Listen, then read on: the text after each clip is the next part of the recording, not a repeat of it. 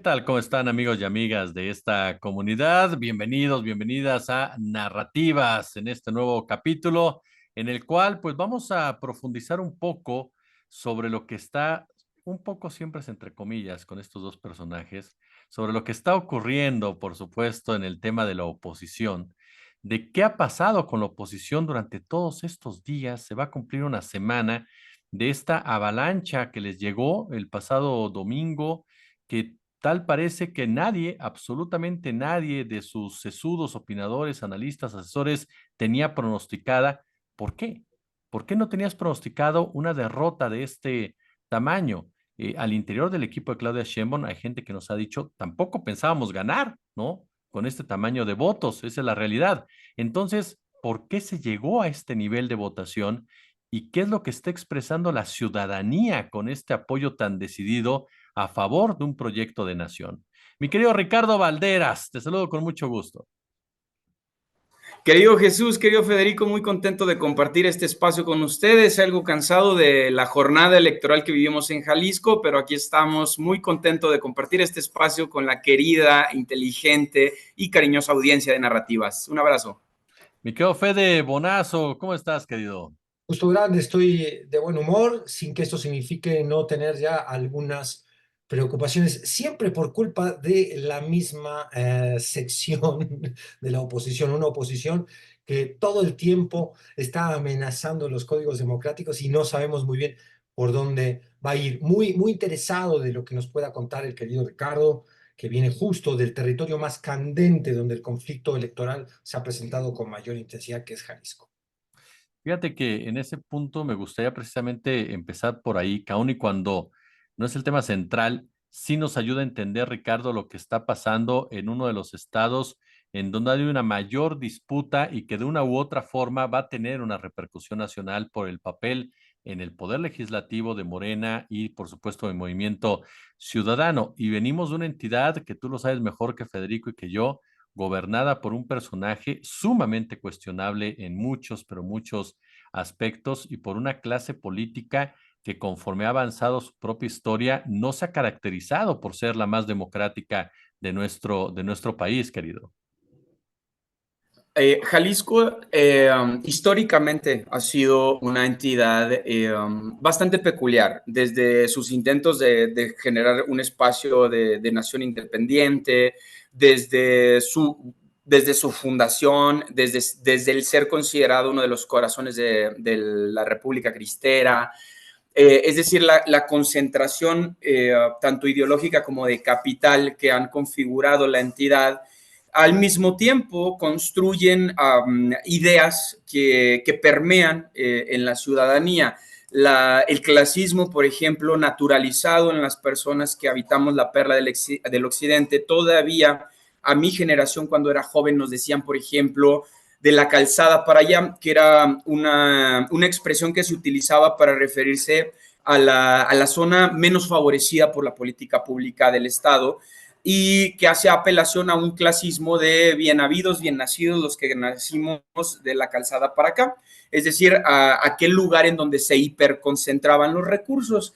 En un ejercicio más o menos para comunicar a la audiencia que no es de Guadalajara, que no es de Jalisco en general, sería como hablar de la separación que hay entre los tepiteños, Iztapalapa, con la gente que habita las urbes mejor conectadas por políticas públicas neoliberales, como la Roma, la Condesa, Coyoacán, Polanco, todos estos espacios donde quienes acumulan capital habitan o por lo menos hacen negocios. Esto por una parte. Recordemos que Jalisco sigue siendo una economía naranja. Esto quiere decir no que sea de Movimiento Ciudadano, sino que su mayor porcentaje de activos proviene del turismo. Y aquí hay el primer fenómeno interesante que aparece en las elecciones. Por segundo periodo electoral consecutivo pierden Puerto Vallarta, que es el corazón del turismo de Jalisco. Lo que quiere decir que a las inversiones extranjeras, a quienes mueven la mayor parte del capital en el Estado, les parece favorable un gobierno progresista como el que propone la Cuarta Transformación. Este es un fenómeno interesante. El segundo fenómeno interesante es que pasa de ser un grupúsculo que intentaba poner en tela de juicio el desarrollo de la ciudad, la planeación, la hiperurbanización de la zona conurbada, para tomar bastiones que históricamente habían ganado el PRI o el PAN. Afortunadamente, en mi entidad y en el país, parece ser, el PRI pasa a ser la última fuerza política. Laura Aro, con mucho esfuerzo, logró creo que entre 14 y 17% de los votos. Le dieron un gracias por participar. Se está enterrando el partido al no querer modernizarse y al no querer tener diálogos con las nuevas problemáticas de la ciudad. Cada vez se va desplazando más.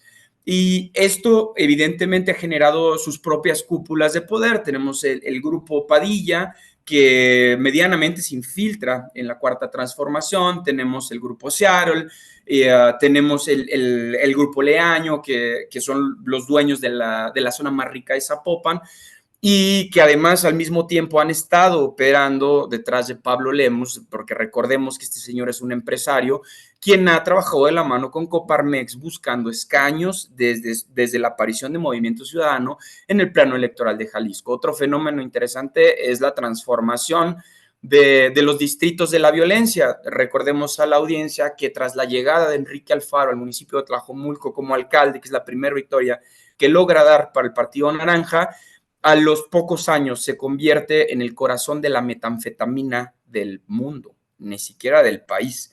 Es decir, es el lugar en donde más se produce metanfetamina, y esto por su cercanía con el puerto de Manzanillo, que es de donde vienen todos los insumos para generar o construir todo tipo de opiáceos sintéticos. Sin que con ello quiera decir absolutamente nada, solo es un fenómeno señalable. Recordemos también que durante ya el gobierno de Enrique Alfaro a la cabeza, pues ocurren diversas tragedias, ¿no? El magnicidio de Aristóteles Sandoval, que sigue sin estar resuelto, por más que haya gente en la cárcel, no sabemos por qué lo asesinaron. Al mismo tiempo de que imputan al líder de la luz del mundo, Nazón Joaquín, por pedofilia en Estados Unidos, y me sorprende mucho que los tapatíos hayan votado por Verónica Delgadillo por la alcaldía de Guadalajara, siendo ella de la luz del mundo. Creí que era algo muy popular y que esto le iba a restar votos. Parece que no fue así, o pudiéramos apuntar a que hubo una gestión irregular de los votos en la Perla del Occidente. Es decir, hay muchos espacios de análisis, todos construidos desde hegemonías locales, porque no solo existen los macropoderes económicos, también existen poderes económicos locales, también existen poderes políticos locales que dominan el territorio, y para mí ese va a ser el gran reto de Claudia Sheinbaum, a tratar de apaciguar la guerra que están llevando en Jalisco, que es una guerra de alguna manera no cantada, pero hasta el día de hoy sigue siendo el estado con más desaparecidos del país, incluso superando el famoso Mataulipas o Tamaulipas, en un hecho histórico, en un conteo de personas de búsqueda de desaparecidos. Nos damos cuenta que habían escondido información respecto a las personas desaparecidas, y por eso hay un incremento descomunal de las personas que se encuentran en calidad de que hay familiares esperando su llegada. Y esto aunado a que la Cuarta Transformación tiene personajes que históricamente han estado involucrados, por ejemplo, con el grupo Universidad del PRI, con el padillismo. Vimos en el estrado a Toniatú Bravo Padilla, extracción, que además es familiar de Raúl Padilla López. El representante de Morena en Jalisco era el presidente del PRI municipal Jalisco, y en general hay muchas personas con mucho poder en este partido que creo que les jugó en contra. Quienes somos de allá sabemos que no vamos a votar por estas personas, ¿no? Y esto pudo haber mermado la participación. Sin embargo, también es muy plausible que Claudia Delgadillo lo que sí logra es una acumulación numérica de escaños que no tiene precedentes. Pasaron de tener escasos 3 diputados a ser la mitad de la bancada, y yo creo que si no lograron quedarse con el Poder Ejecutivo, va a haber un gran contrapeso desde el Legislativo gracias al trabajo de Morena Jalisco. Ese es un resumen a grandes rasgos. ¿Cómo ves, querido Fede? ¿Cómo ves lo que pasa en el estado de Jalisco? ¿Qué es lo que tú lees ahorita con el completo comentario de Ricardo? ¿Qué es lo que tú ves desde tu punto de vista analítico? Magnífica síntesis ha hecho Ricardo, que además conoce la minucia de lo que allí sucede, nos da antecedentes que yo confieso no conocía. Por ejemplo, la pertenencia al PRI, digo, no era difícil sospecharlo, la pertenencia al PRI de los que hoy son, la pertenencia antier al PRI de los que hoy son representantes de Morena. Allí están estos 100.000 votos que andan en juego. eh, esta votación dividida, donde el ejecutivo de la entidad efectivamente está en disputa, habiendo ganado claramente Claudia Sheinbaum en la intención del voto de los jaliscienses. Hay una serie de incertidumbres y estamos viendo el escenario de disputa electoral más fuerte. Eh, Más allá del otro escenario de disputa interesante al que deberíamos quizás presentar un comentario, que es el de la sobrerepresentación, esta estratagema. Me desvío aquí tantito del tema Jalisco, que además Ricardo ha hecho una síntesis inmejorable.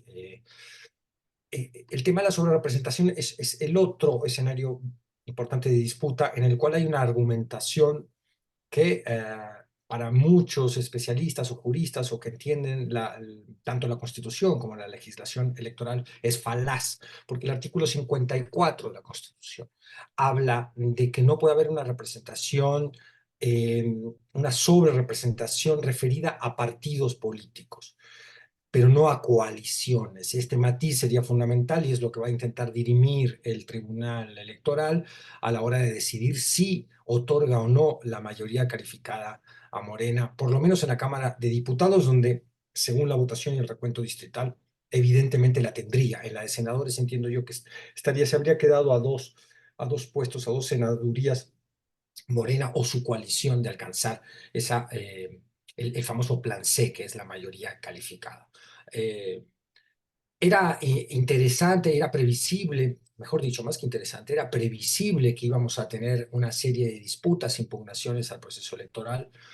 El caso de Jalisco yo creo que desnuda, y también lo ha demostrado la exposición de Rick, eh, lo que es un amaciato o una ensalada de identidades, donde el que hoy en día porta el escudo morenista, ayer portó el escudo priista, hoy y viceversa, y es muy difícil en ese contexto comprender dónde queda la actitud, la posición de los partidos políticos y de las coaliciones. Lo que a la ciudadanía se le hace muy evidente es darse cuenta de que hay un oportunismo político rampante, obsceno, que poco bien le hace a un fenómeno que no podemos perder de vista, que es cómo se desvirtúan las identidades de la representación política, cómo se desvirtúan las identidades de los partidos.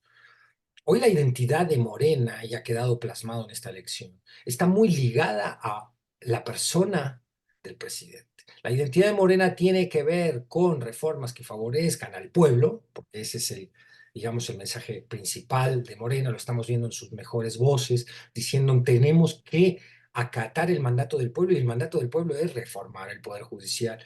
Es interesante porque también el mandato del pueblo está muy condicionado por una narrativa que ha sido inyectada al pueblo desde las voces de Morena. Es un círculo, si no vicioso, por lo menos tautológico. ¿De dónde, quién es primero el huevo o la gallina? ¿Quién instaló la necesidad de reformar el Poder Judicial? ¿El presidente desde la mañanera o es un fenómeno que entendió el pueblo? ¿Acaso sea parte de las dos? Pero allí se dirime en Jalisco, creo yo, está un poquito la crisis de representación que hemos visto, que parecería un disparate el que me diga hoy cuál crisis de representación con la ventaja tan grande que ha obtenido la coalición, sigamos haciendo historia, cuál no hay crisis de representación, el pueblo se siente representado en esa opción política, es verdad, pero es una opción política cuyo programa, cuya manifestación de un programa como era antes con los idearios partidistas, ¿no? Si retrocedemos un poquito en el tiempo, era clara cuál era la agenda del PAN, era clara la agenda de la izquierda representada durante mucho tiempo por aquel PRD que fundó el ingeniero Cárdenas, estaba más claro, hoy está más confuso. Y yo creo que esa confusión no abona a una democracia sana, pujante, en el sentido de que terminamos cayendo en la seducción de los personajes, que los electores terminamos votando caras, rostros, gente que nos cae menos bien o más bien. Y lo hemos visto en otras partes del mundo, donde el programa importa menos que la celebrity que ha tomado la posición política. Eh, es un escenario que nos va a enseñar mucho, el de Jalisco. Yo voy a estar muy pendiente acá de Rick, que lo conoce a fondo, y de los que también conocen el tema para ver hacia dónde va. En este momento yo no tengo muy claro hacia dónde va Jalisco. Este Sobre todo con Lemus, ¿no? O sea, ¿qué va a pasar con Lemus, con Delgadillo? ¿Quién se va a quedar con el ejecutivo de la entidad? Este es uno de los rostros, precisamente cómo se comporta la oposición. Una oposición, creo, Ricardo, que parece huérfana en este momento, en donde hay una desconexión de realidades. ¿A qué me refiero? Por un lado está esa oposición de la Red Atlas, de USAID, de los grandes empresarios, quienes financiaron, fomentaron campañas en contra del gobierno de Andrés Manuel López Obrador, que jugaron un papel determinante en esta contienda, alineando intereses tan grandes como puede ser el New York Times o ProPublica. Pero esos empresarios siguen ahí, son intocados, no ha pasado nada, perdieron y ellos siguen con sus asuntos. El golpe más fuerte que ha recibido ahorita Salinas Pliego es que ya tiene, según un juez, que pagar la deuda de Electra. Pero en el caso de Claudio X González, el padre, que realmente es el factor de poder, no Claudio X González, sino Claudio X González Laporte como tal, ese grupo empresarial sigue ahí precisamente. Perdieron, pero ellos siguen ahí. Viene la segunda capa, los líderes partidistas. Perdieron, pero van a estar en el Poder Legislativo, Marco, Alejandro Moreno y todo ese grupo. Pero hay un tercero que es la gente que parece huérfana, que sigue gritando que están en un fraude, que siguen gritando que fueron manipulados, que fueron engañados.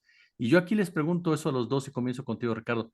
¿Quién engañó a esa oposición, hablando de la tierra, a esa oposición de tierra? ¿Quiénes los engañaron? Los engañaron esos empresarios, esos líderes partidistas, esos conductores de televisión que mintieron constantemente o se dejaron engañar. Yo creo que la respuesta nos la dio sorpresivamente Marco Cortés con la revelación de los documentos en donde aseguraban que se repartían las notarías, las rectorías y en donde se acusaban entre ellos de no cumplir acuerdos. Y es que la ética de la traición permea a estos grupos políticos y se revela. No solo tenemos este ejemplo, tenemos ahora esta noticia que aparece en Radio Fórmula, donde diversos grupos muy molestos empresariales están disputando dinero que presuntamente solicitó Xochitl Gálvez para su campaña. Es decir, yo creo que el engaño fue mutuo. Los partidos conservadores vivieron todo el tiempo en el autoengaño numérico, aplaudiendo y alabando los resultados de Massive Caller, que pues me gustaría saber, ¿no? Que salga el dueño de Massive Caller de dónde sacaba los resultados que decía. Es decir, hay una política del autoengaño que permea y todas las circunstancias son equidistantes entre sí. Lo mismo ocurre en Jalisco, ¿no? Esta relación que tiene Lemus con el grupo corporativo de Coparmex, pues evidentemente si hay algún incumplimiento en algún momento, se van a revelar y estos grupos políticos van a querer apoyar a otros candidatos y lo vemos en las declaraciones que salen en Radio Fórmula, en donde están intentando acercarse a Claudia Sheinbaum, haciendo halagos, diciendo que era una persona mucho más negociable de lo que ellos esperaban, intentando recuperar estos negocios que van a perder por estar apoyando en muchos de los casos ilegítimamente a Xochitl Gálvez. Recordemos la cantidad de información que circuló durante el periodo electoral en donde estos grandes corporaciones exigían a sus trabajadores votar, ¿no? Y, sin embargo, gracias a que la democracia ha logrado cimentar por lo menos ciertos bastiones que la configuran, por ejemplo, lo que hablaba Federico, que me parece brillante, cómo puede existir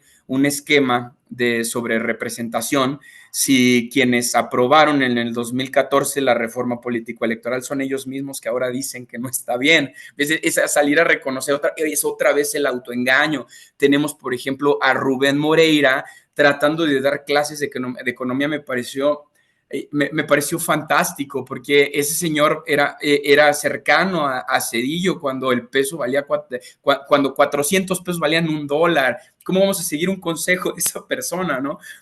Pero viven en el autoengaño, entonces no es que yo ni siquiera los creo capaces de construir esta confabulación gigante en donde, trataban maliciosamente de simplemente engañar a todos. No, ellos viven en el autoengaño y la prueba fehaciente es esa, ¿no? El estar insistiendo con una encuestadora que carece de metodología. A ustedes les consta, yo salí en muchos de mis espacios a exigir que hicieran pública la metodología con la cual llegaban estos resultados. Afortunadamente, soy cercano a muchas personas que nos pudieran dar herramientas para explicar por qué decían lo que decían las encuestas, y la única que no tenía sentido era Massive Caller.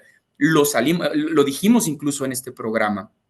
Y entonces, ¿de qué depende? ¿Qué negocio hay detrás? ¿Por qué se cimentó en una mentira? Entonces, toda la campaña fue una mentira.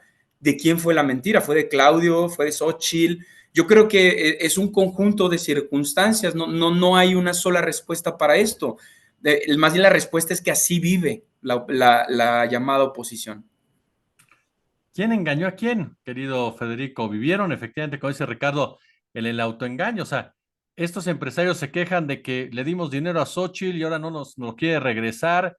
De verdad se creyeron que Xochitl iba a ganar. La gente se queja de que les dijeron que iban a ganar y al final les patearon el trasero, por decirlo de manera coloquial. Los partidos a las 6 de la tarde, quienes hemos estado en los cuartos de guerra de los partidos en una elección, sabemos que a las 6 de la tarde ya sabes qué pasó. O sea, ellos saben perfectamente qué pasó. Y sin embargo, salieron a avisar que habían ganado 6 entidades, más la presidencia de la República. Entonces, ahora sí que, ¿quién mató a Roger Rabbit, oye? Yo quisiera traer a nuestro esquema de narrativas esta pregunta que haces. Es decir, yo creo que ellos apostaron por una estrategia política, de comunicación política, basada en la posverdad. Recordémosle a nuestra audiencia que la posverdad es esta tendencia de tergiversar tanto los datos como la evidencia, como ciertas verdades, sacarlas de proporción, incluso basándose en pequeñas verdades, ahora sí, pero llevándolas a la tergiversación, a la desproporción y construyendo un relato que, como muy bien dice Ricardo, en parte estoy de acuerdo, se creyeron varios de ellos. Yo creo que los más cínicos no. Hay un grupo siempre de cínicos que puede estar más o menos coordinado, pero que se dan cuenta que esta es una estratagema de comunicación.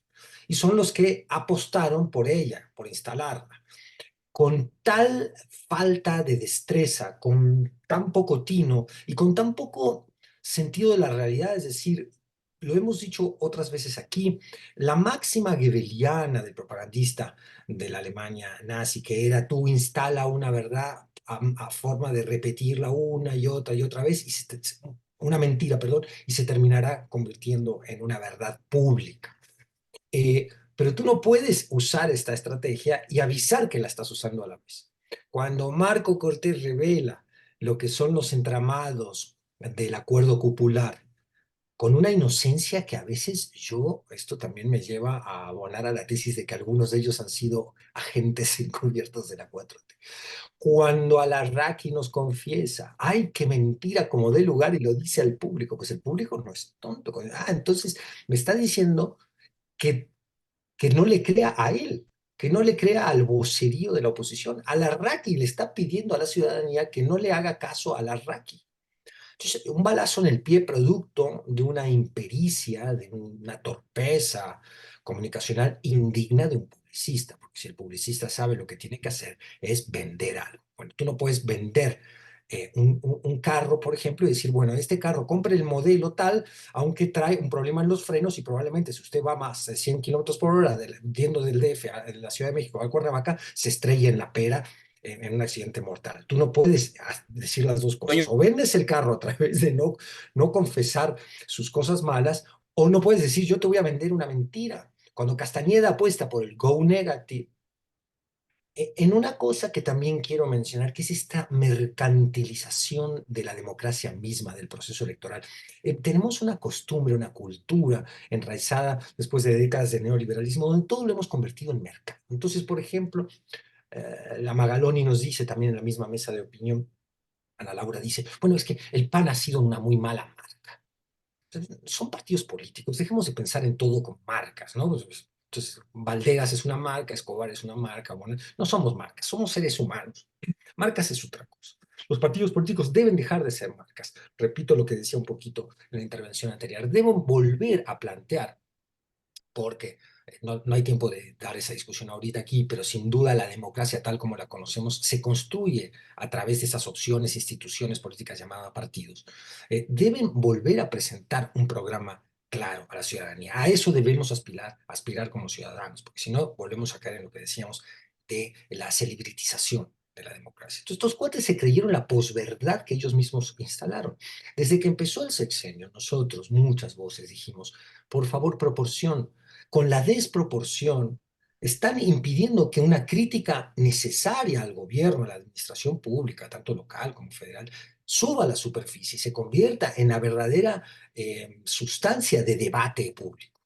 Pero ¿cómo va a subir esa crítica si se topa con la desproporción, la mentira, la instalación de la narrativa de que vivimos una dictadura, que ya nos dieron un golpe de Estado? Entonces, cuando vimos los abajo firmantes suscribir, abonar y promover, ellos de una manera un poquito más sofisticada, Chumel y otras voces absolutamente burdas, de una manera completamente abierta y tonta, nos dimos cuenta que estaba en conjunto, más o menos coordinada, la estrategia de la posverdad, de convencer al futuro electorado, ¿sí?, que iba a votar ahora en el 24, de que estábamos ante la deriva autoritaria que amenazaba la democracia.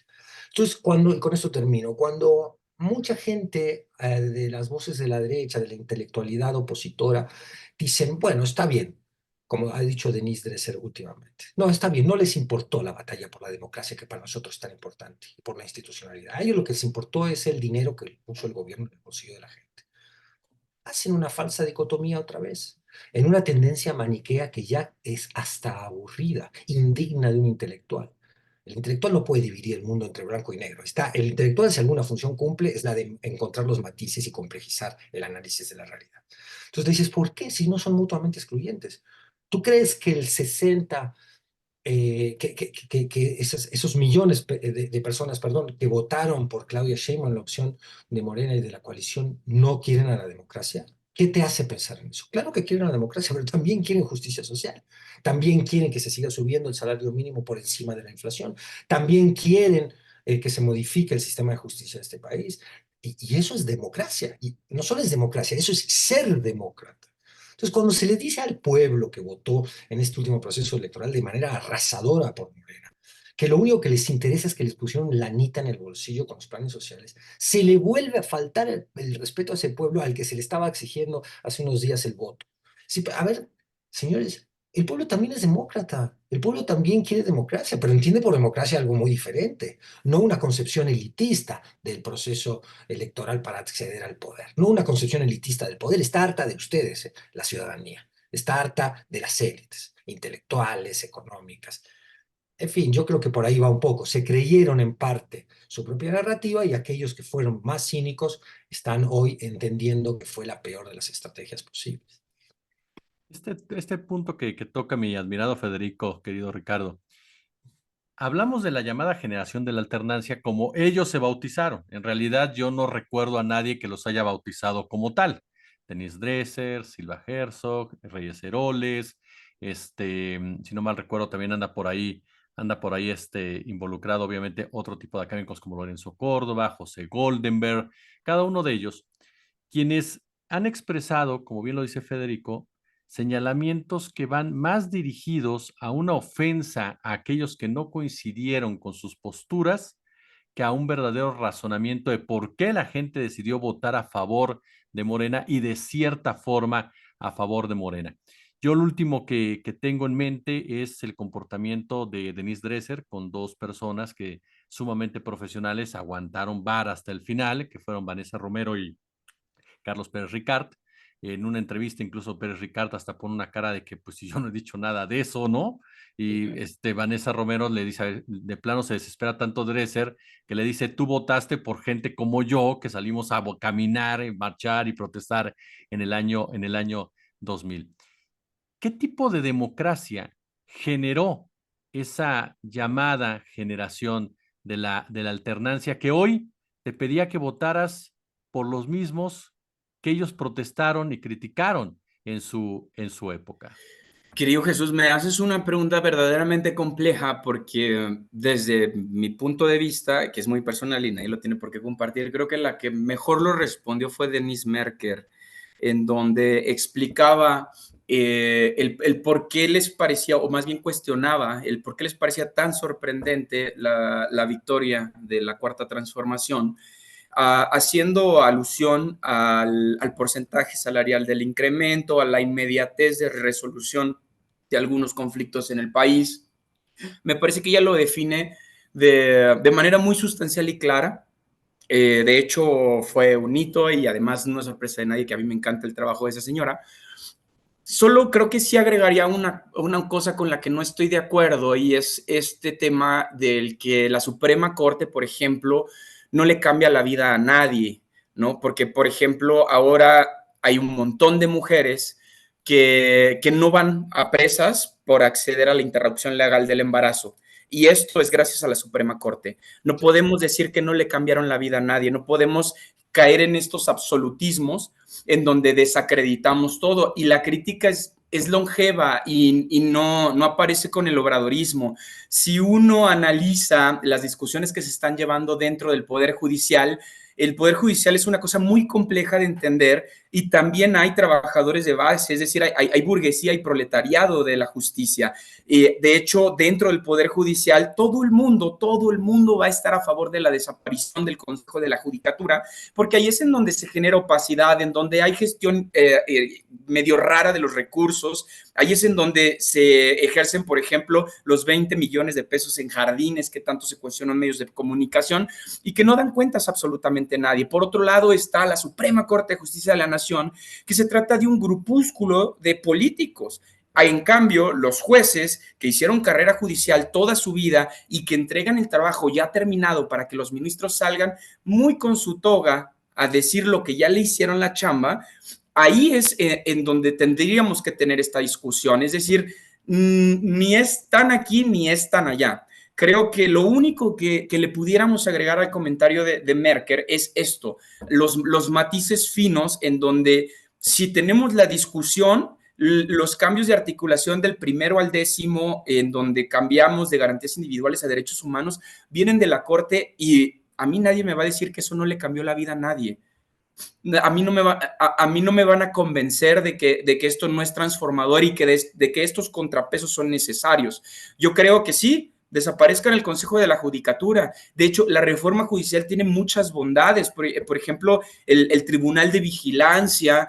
Sin embargo, creo que las cosas no se van a resolver con que los jueces terminen en un partido político, porque van a terminar debiéndose a las necesidades partidarias en lugar de al pueblo y las resoluciones tan progresistas que hemos tenido, por ejemplo, Estados Unidos ahora mismo se echó para atrás justo con la interrupción legal del embarazo y corremos este riesgo, porque además en realidad creemos que, por ejemplo, como y voy a hacer una crítica a una de las vacas sagradas del obradorismo, ¿no? Noroña, que además yo lo sigo, me parece un tipo brillante, sin embargo, se equivoca al decir que todos los diputados representan al pueblo. Esto no es así.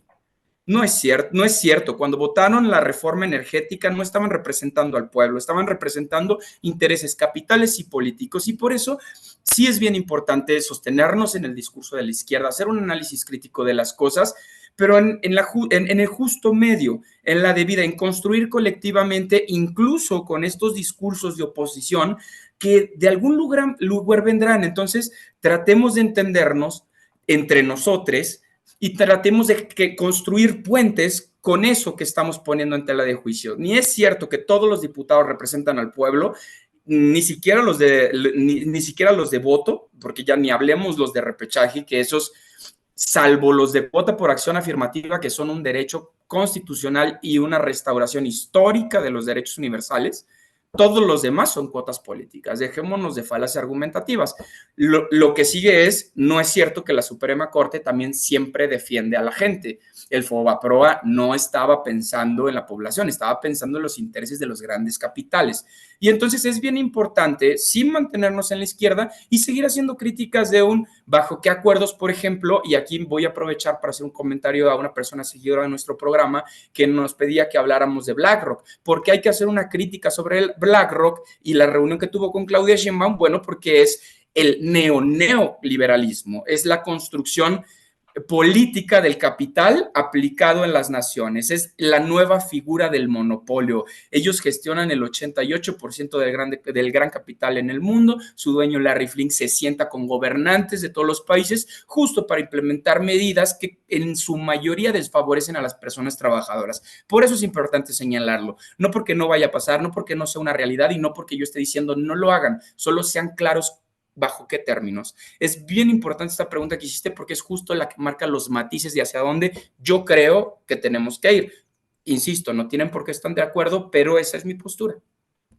¿Tú qué piensas, mi querido Federico? ¿Hacia dónde se tiene que dirigir toda esta discusión que estamos ya viviendo en este momento como país? Y yo le agregaría también, por supuesto, lo que tiene que ver también, ahorita lo mencionabas tú, con la neoverdad en un momento dado, ¿no? Con esta postura de las fake news, todo ello. ¿Hacia dónde también van los medios de comunicación con personajes que hoy por hoy siguen asegurando que la gente votó de manera absurda, que la gente votó de manera ignorante? El caso concreto de Brosos ya es impresionante, ya es delirante. ¿Qué tipo de democracia se fue construyendo en nuestro país y qué tipo de democracia tenemos ahora?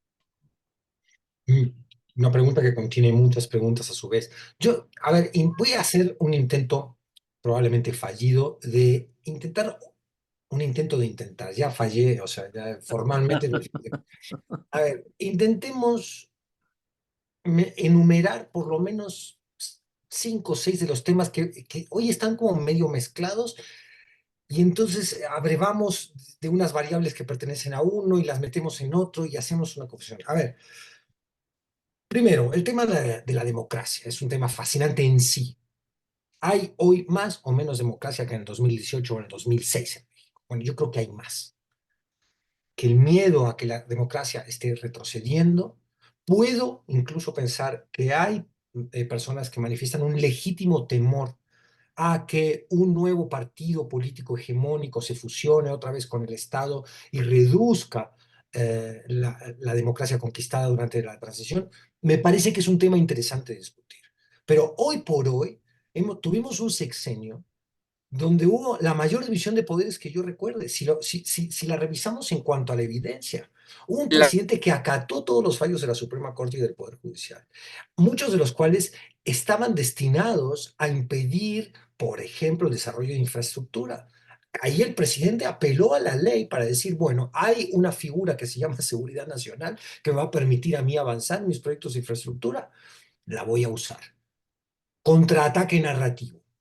Es un tirano que usa la figura de la seguridad nacional con el elemento más opaco que tiene el Estado mexicano, que son las Fuerzas Armadas, para avanzar en su proyecto destructor del medio ambiente. Pues esa es la narrativa. Entonces, esa narrativa nuevamente nos impide entender, bueno, ¿qué significa que se hayan tirado varios árboles, incluso miles de árboles para construir el Tren Maya? ¿Es realmente un ecocidio o no lo es? En fin, es una discusión que hay que dar. Entonces, el tema de la democracia me parece que es una discusión en sí, tanto teórica como concreta, aterrizada a la coyuntura mexicana, que es bien interesante dar. Otro es el de las narrativas, que es justamente el que mencionaba yo.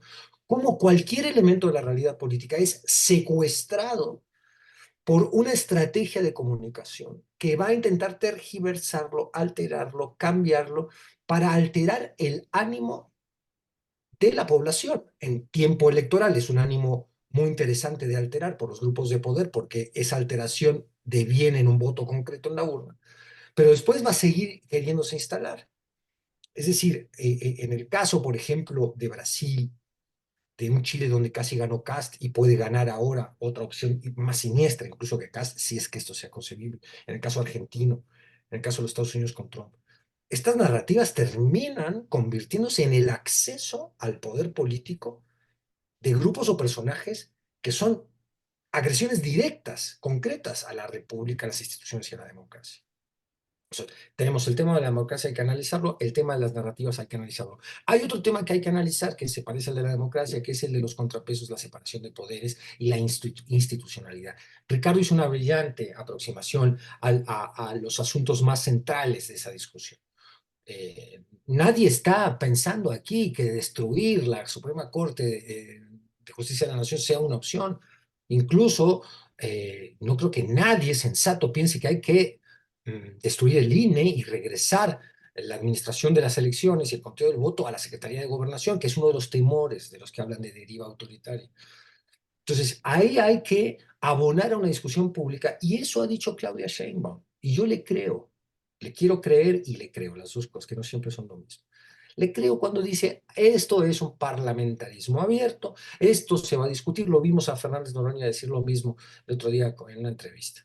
Dijo, aquí nadie se va a apresurar, aquí no hay ninguna prisa para tomar ninguna decisión. Esto se va a debatir en los circuitos, tanto de comisiones como de las cámaras abiertas, con el Pleno, se va a discutir como se debe discutir cualquier tarea legislativa. Se pueden considerar las propuestas de López Obrador u otras nuevas que añada Claudia Sheinbaum y ya cuando sea presidenta, por supuesto, a partir del 1 de octubre, y se tienen que debatir, y se tienen que hacer foros públicos donde la gente y los expertos puedan abonar a la deliberación pública. Bueno, ese es un tema fundamental también a discutir. Y otro es el destino de la oposición, de la derecha en México, que es un tema que yo particularmente enfoco mucho porque como persona que creció, cuya experiencia personal está relacionada a lo que significa la llegada al poder de un grupo de ultraderecha, tengo un temor casi que en mi DNA.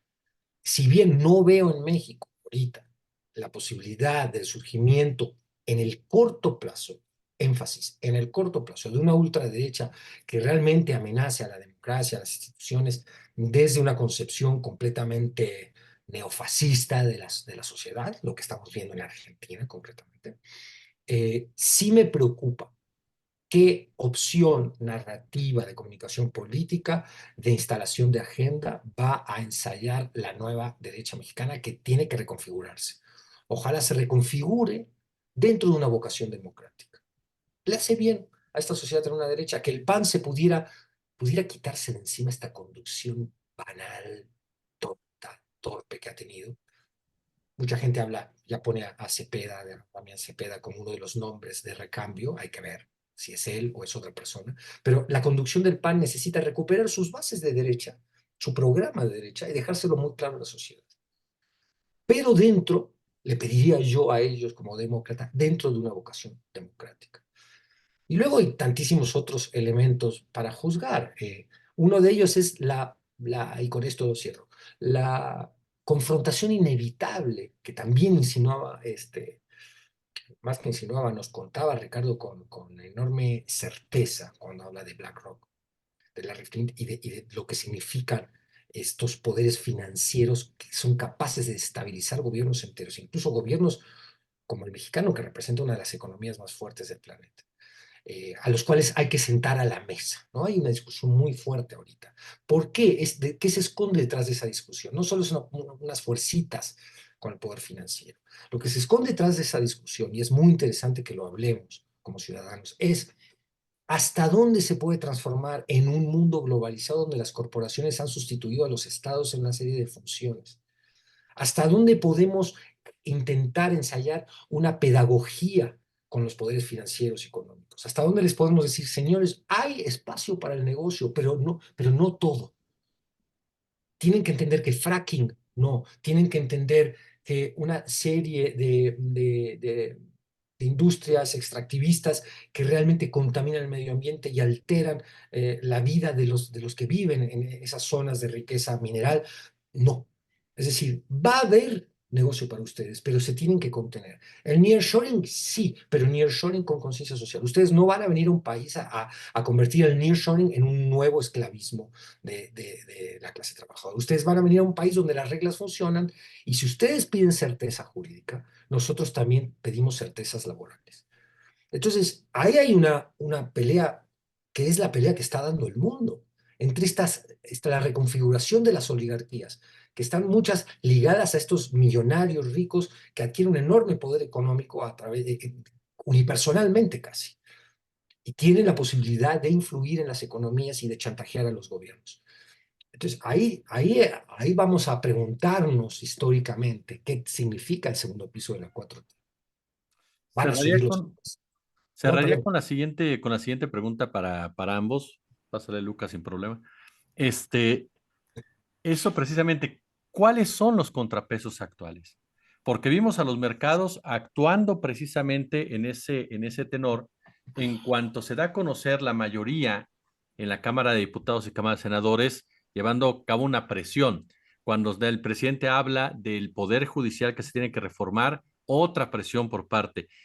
¿Quiénes son realmente esos contrapesos? Ya lo mencionabas ahorita, mi querido Fede, mi querido Ricardo, caso concreto BlackRock, que para mí esa imagen de Claudia Sheinbaum sentada con la gente de BlackRock es un mensaje también para en un momento dado en que hay gente que intenta presionar a través de los mercados. Y la decisión de las personas de decir, en 2018 le di a López Obrador 30 millones de votos, le di un control de la presidencia de la República, no fue suficiente. Ahora a Claudia le doy 35 millones y le doy la Cámara de Diputados y la mayoría en la Cámara de Senadores. Yo les preguntaría eso para concluir.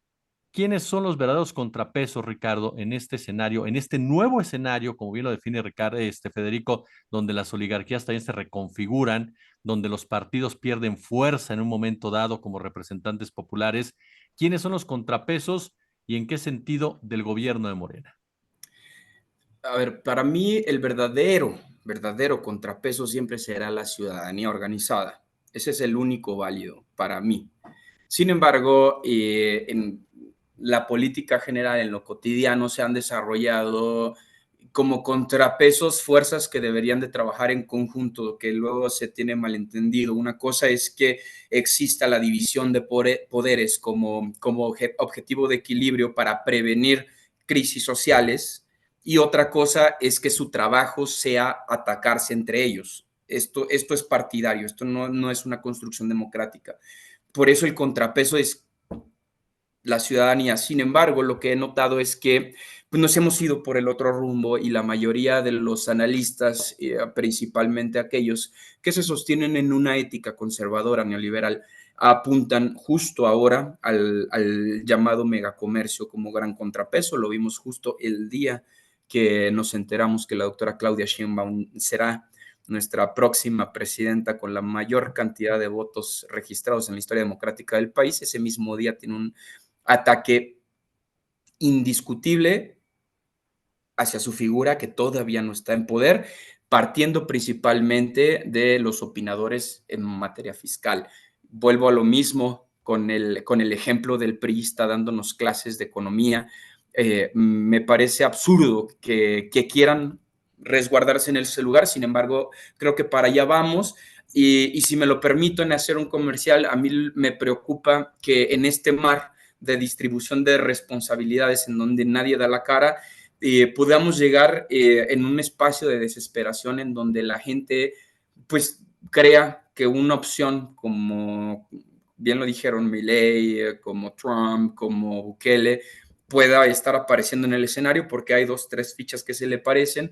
Yo prefiero abrirle la puerta a la audiencia a que discuta con nosotros sus inquietudes y tejer puentes para resolver dudas. Somos tres nosotros, y a lo mejor no podemos resolver todas las dudas, pero por lo menos tratemos de entender y dialogar con las personas, y si tienen una inquietud muy fuerte, dialoguémoslo entre nosotros para llegar a soluciones en lugar de votar con el hígado para intentar sacar algo que no es exactamente lo que nos prometieron, porque al final del día nunca va a ser exactamente lo que nos prometen. Ese es el gran déficit del Estado, que no hay una transformación inmediata, siempre son escalafonados por la construcción natural de tantos poderes que lo configuran. Es muy complejo llegar a un cambio radical e inmediato. Los periodos electorales en México son muy cortos, 6 años no sirven para transformar un país, por eso necesitan de periodos largos. Y tendremos a mucha gente que se sienta quizá frustrada, quizá engañada, pero siempre será mejor tratar de construir desde la crítica sana, como lo que estamos haciendo con BlackRock, a simplemente votar por un dictador porque creemos que este cambio radical nos va a traer un bien común. Yo dejo esto sobre la mesa, seamos esas personas en donde la gente puede llegar a dialogar y a construir nuevas ideas en conjunto. Cierro contigo, querido Federico, únicamente agregaría que dentro de los 16 millones, que son 16 millones, no es una cifra tampoco que se pueda ignorar, que decidieron votar por Xóchitl Gálvez, hay gente que tiene legítimas inconformidades, cuestionamientos y críticas. No todos son los apologistas de Alarraqui y de Atypical, ¿no? Bueno, parto de ese tema porque me interesa particularmente. Yo tenía una discusión en estas horas, en esta semana, después de haber conocido el resultado electoral con una serie de personas que respondieron a un mensaje público que yo mandé desde mi modesta trinchera en las redes sociales diciendo, a ver, respeto sagrado al votante y la votante de Xochitl, respeto sagrado al que piensa diferente a uno. El resultado electoral le da a Claudia Sheinbaum no solo un motivo de alegría y de emoción, sino una enorme responsabilidad. A Sheinbaum y a todos los que han sido electos y electas para cargos de representación popular, eh, porque viene acompañado de un mandato gigantesco. Yo no estoy con la tesis de que es una feligresía fanatizada la que le ha dado este poder popular a Morena. Es gente que incluso entiende mucho mejor de lo que ellos piensan, con ellos me refiero a la oposición, los valores democráticos. Es gente que ha votado entendiendo muy bien los valores democráticos, mucha de ella, gran parte del electorado tiene una verdadera vocación democrática, no me cabe la menor duda. Ahora, si la tenemos esa vocación democrática, no podemos pretender sacar de la democracia a los 16 millones de votantes de Xochitl, a los que deberíamos sumar los millones que votaron por Maines. Es decir, a ese 1 de cada 3 mexicanos que no votó por la coalición de Morena. 1 de cada 3, un tercio del país no cree que Morena sea la opción. ¿Y qué vamos a hacer con esa gente? Decir, no, ustedes váyanse al exilio, ¿no? Me parece que no, que los que optamos por una verdadera democracia tenemos que tender una mano dialoguista a esa gente. Y esa mano dialoguista tiene que intentar eludir cualquier deseo de bullying, de burla del otro, decir, te lo dije y valen madres, y una serie de agresiones que estamos viendo ahora, que vienen más de la cosa revanchista, futbolera, que de la noción de que la democracia se construye con diálogo y que cuanto más agresión echemos al fuego del encono, más difícil va a ser recuperar un diálogo y otra cosa, no solo el diálogo. Los problemas que tenemos enfrente como sociedad, como mundo, exigen cooperación. No podemos solucionar el México adolorido que tenemos sin ese tercio de la población que votó en contra de Morena. Con ellos hay que conversar. No estoy hablando de eximir de su responsabilidad, de su bárbara irresponsabilidad a la conducción de la oposición, sobre todo del PRI-PAN-RD.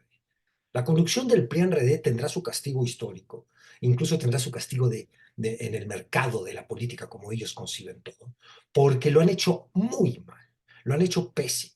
Este video de Marco Cortés donde vemos cómo la regaña a Xochitl y le dice lo que tiene que decir y Xochitl la obedece, porque era algo que todos sospechábamos que eso ocurría, pero hay un video que nos lo deja ya sin dudas evidenciado. Es un video siniestro donde este gángster de la política le dice a la candidata lo que debe decir. Y ahora corre además la idea de que Xochitl se rebeló, se molestó y ella decidió llamar a Claudia y reconocer la derrota ante el regaño de este, repito, gángster de la conducción política de la oposición. Esa conducción política debe ser criticada, debe ser señalada y debe ser, a ella no hay que darle un centímetro, pero al votante de oposición hay que decirle, a ver, todos somos aquí mexicanas, mexicanos, todos tenemos que dialogar, todos tenemos que cooperar para enfrentar los problemas que tenemos de enfrente. Bienvenidos seamos todos a la democracia si es que realmente nos decimos demócratas. Eso implica lealtad en el diálogo. Intentar bajarle un poco a este intercambio de agresiones que pueden haber servido en el corto plazo electorero, pero que de nada sirven si los perpetuamos en el tiempo. Como hemos dicho otras veces, esta agresión permanente entre el club de los A y el club de los anti-A, lo único que va a generar es la invitación a un proceso de violencia política. Le sobra violencia a este país como apostar todavía encima de todo por la violencia política. Yo lo que propongo es un diálogo con estas gentes e intentar poner sobre la mesa de ese diálogo la historia, la evidencia, las cifras y el talante de desmantelar la posverdad. Decirles, a ver, esto que tú me estás diciendo está construido sobre una serie de falacias. Pero cuando yo te invito al diálogo, también me pongo la predisposición de aceptar que alguno de tus argumentos puede ser tan legítimo como bien estructurado y como cierto. Yo creo que ya es hora de que demos ese paso de madurez política. Yo, Ricardo Valderas, mi querido Federico Bonazo, como siempre, de verdad un placer compartir con ustedes estas narrativas. Un abrazo, que estén muy bien. El placer mío. Saludo a la audiencia de Narrativas. Ahí lo tiene usted, amigo y amiga de Narrativas, y para que no le quede duda, quien ganó la comida fue el señor Ricardo Valderas. Yo, como siempre, les agradezco el favor de su atención. Échele super chat, échele super gracias, compártalo, nos ayuda muchísimo que usted comparte estos videos. Ya lo sabe, como siempre, un gusto, como siempre, un placer.